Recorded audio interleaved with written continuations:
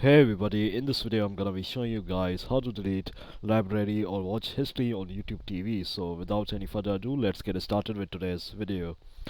Step 1 is to open YouTube TV. So launch the YouTube TV app or visit the YouTube TV website and sign in into your account using your credentials.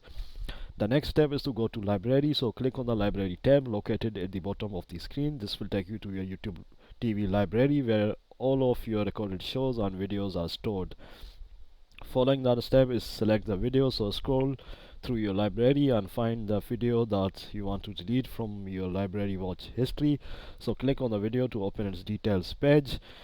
Step 4 is to choose delete. So on the video's details page, look for the option related to managing the video. Depending on the platform, you might find an ellipsis or a trash bin icon, so click on the appropriate option that indicates deleting the video.